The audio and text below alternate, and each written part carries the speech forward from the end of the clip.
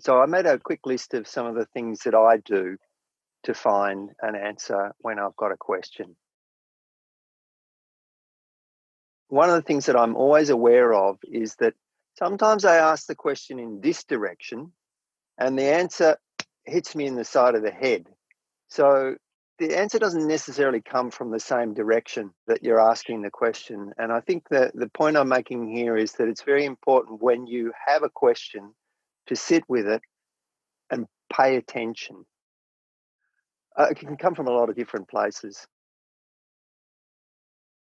I also wanted to talk about in yoga, we talk about Shakti, and there is this sort of notion that there is some sort of magic afoot. And I just wanted to bring it back to this comment about love, because I think love is an incredible thing. And we don't even need to think about it in terms of magic. If you have more love, you attract good things to yourself. If I was trying to interview 5 people for a job and they're all equally qualified, I'd go for the one that I want to hang around with, the one that has maybe more fun, more love. So I think it's important for me to always to try and get away from this idea of things being magic and just go really basically like where is the love, and to follow the love. I have something which I call the chakra test. And originally, when I was younger, the idea was if I had a question, I'd think of in my mind's eye what the solution was, and I'd compare that in my heart to how I felt about that solution. And I'd tweak both of those things to the point where it looked good and felt good. So I think we have this great testing ground for our questions and answers. People say, am I following the right question? Am I following the right answer?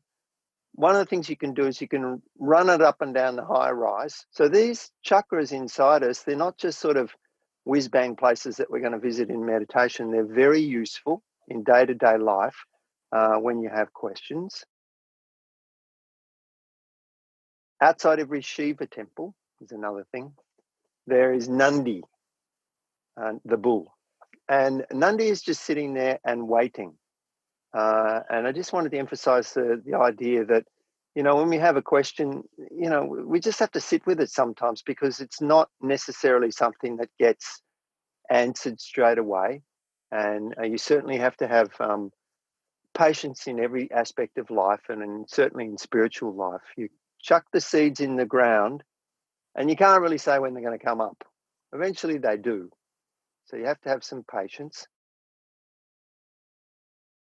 Every year I visit the ashram in Magod in Gujarat. There's an ashram school there, and all the boys know that I'm going to be there. And after 1 or 2 years, when they arrive in the school, they go, I'm going to ask that guy something. And so I always have this riddle for them. And the riddle is, how do you get what you want and remain free of desire?